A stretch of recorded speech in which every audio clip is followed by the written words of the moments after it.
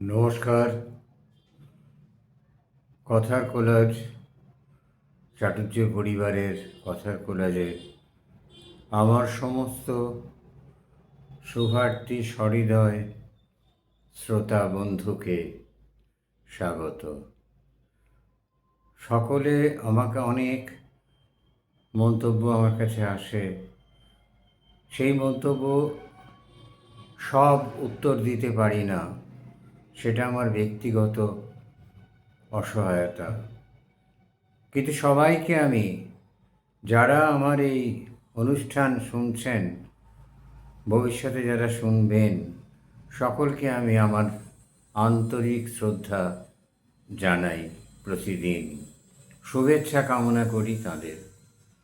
সুতরাং যখন পারি উত্তর দিই, যখন পারি না উত্তর দিই না, কিন্তু প্রাপ্তি স্বীকার করি। আজকে যে বিষয়টি নিয়ে বলবো সেটি আজকের প্রজন্ম, তার আগের প্রজন্ম, এদের কাছে অজানা হতে পারে। আমরা জানি আমাদের প্রজন্ম, কিন্তু বিষয়গুলিকে এমনভাবে চেপে দেওয়া হয়েছে যে বিষয়গুলো মানুষের চোখের সামনে নেই। আর বর্তমানে বোঝানো হচ্ছে যে বিশেষ দলটির শাসনকালে এই সমস্ত অরাজকতাগুলো ঘটেছিল, সেই দলটি একমাত্র মুক্তির পথ। তারা ছাড়া শিক্ষিত দল আর নেই। আসুন আমরা দেখি কি ঘটনা কোথায়।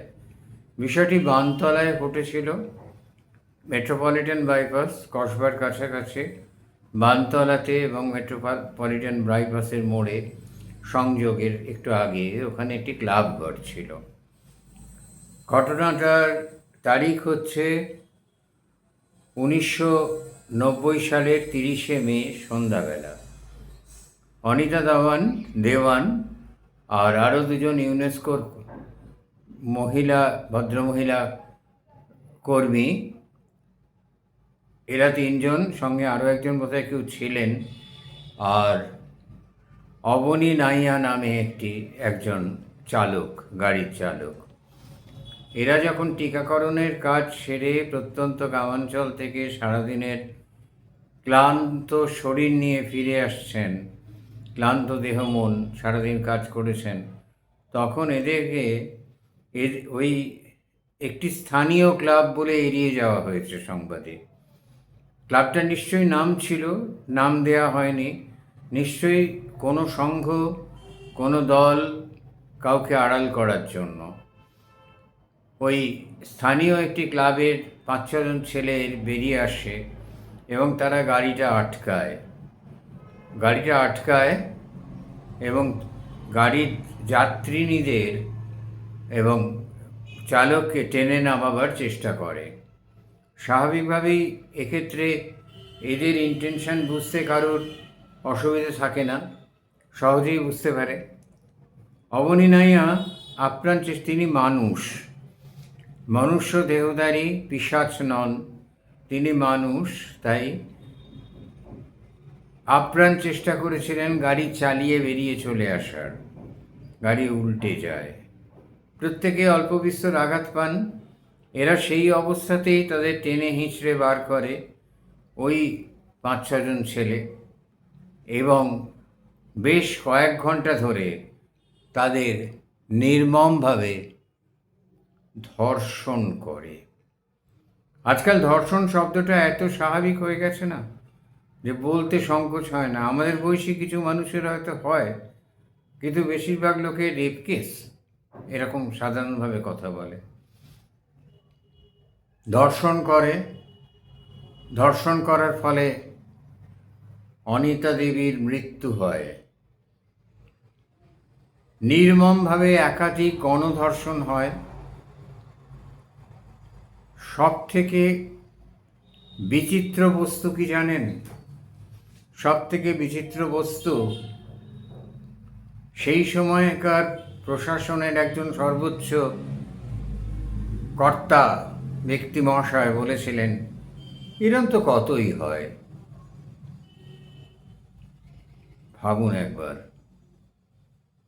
ভাবুন একবার কি উদ্ধত উক্তি, এরম তো কতই হয়। চারিদিকে হয়তো ঝড় বয়ে যেত সমালোচনার, কিছুটা তো হয়েছিল, সেই জন্য অপরাধীরা ধরা পড়ে, অনেকে বেকসুর খালাস পায়, অনেকে যাবজ্জীবন কারাদণ্ড হয়, কিন্তু মৃত্যুদণ্ড কারোর হয়নি। হত্যা এবং ধর্ষণের জন্য মৃত্যুদণ্ড কাম্য, সেটা কারোর হয়নি। কিন্তু এইটাই এই ঘটনার বিস্ময়কর পদার্থ নয়। গত 50 বছরে সত্যিই কথা বলতে গেলে আমাদের ছোটবেলায় আমরা দর্শন ব্যাপারটা শুনিনি কখনো। এতবার শুনেছি, কামদুনি থেকে আরম্ভ করে হাঁসখালি, প্রচুর জায়গায়, যে বিস্ময় আর তার মধ্যেও কোনো আর্যিকর নতুনত্ব আছে কি না, বৈচিত্র্য আছে কি না, নিষ্ঠুরতার কোনো বিশেষ প্রদর্শন আছে কি না, সেটা খুঁজে বার করার চেষ্টা করে সংবাদ মাধ্যমগুলো। অনিতা দেওয়ানের স্ত্রী অঙ্গে যেখানে সন্তান পালিত হবে, মা জন্ম দেবেন পুরুষ শিশুর, নারী শিশু হতে পারে, কিন্তু পুরুষ শিশু তো মার গর্ভ থেকেই আসে। পাওয়া গিয়েছিল একটি ধাতব বৈদ্যুতিক টর্চ। নৃশংসতা কল্পনা করতে পারছেন? সেটি দেখে পোস্টমর্টমের সময় একজন মহিলা ডাক্তার, মানবিকতা তাঁর ছিল, তিনি অজ্ঞান হয়ে যান, জ্ঞান হারিয়ে ফেলেন। প্রশাসনের উত্তর, এরম তো কতই হয়। বানতলায় এই নির্মম ঘটনা ঘটার পর প্রশাসনের বিরোধী তখন যারা ছিলেন, সাধারণ মানুষ, তাদের বুদ্ধিজীবীরা একটা কথাও বলেছিলেন বলে আমার মনে পড়ে না, কেউ হয়তো বিচ্ছিন্নভাবে বলেছিলেন জানি না, মানুষদের চাপে পড়ে বাধ্য হয়ে তদন্ত হয়, গ্রেপ্তার হন কয়েকজন, গ্রেপ্তার হন, বিচার হয়, আইনি সাজা হয়, অনেকেই ছেড়ে দেওয়া হয়, অনেকেই গ্রেপ্তার হয়েছিলেন, আবার মূল পাণ্ডা ধরে তাদের যাবজ্জীবন কারাদণ্ড হয়। কিন্তু এই ঘটনাটা যে একটা রাজ্যের পক্ষে লজ্জার, এবং তখন রাজ্যে বাম সরকার, যারা সমস্ত সময় নিজেদের শিক্ষিত বলে গর্ব করেন, যারা সমস্ত সময় বলেন আমরা ছাড়া গতিমুক্তি নেই, যারা সমস্ত সময় বলেন তাঁরা ছাড়া রবীন্দ্রনাথ থেকে শুরু করে আর প্রত্যেক সাধারণ ভোটার সকলেই অশিক্ষিত, তারা ছাড়া জ্ঞানের আলো কারোর কাছে নেই, তারা একমাত্র বৈজ্ঞানিক পথে আমাদের মুক্তি দেবেন, কিসের মুক্তি জানি না, তারা আজাদির স্লোগান দেন, এই সরকারের হাতে ছিল তখন। এই ঘটনাটাতে অন্তত কেন্দ্রের বিমাতৃসুলভ আচরণ বলা যাবে না, কেননা কেন্দ্র এখানে এসে মাতৃসুলভ আচরণ করে গার্ড দিয়ে আটকে রাখবে না এলাকাটাকে। আসলে কি জানেন, ক্ষমতা যখনই যাদের হাতে আসে, তারা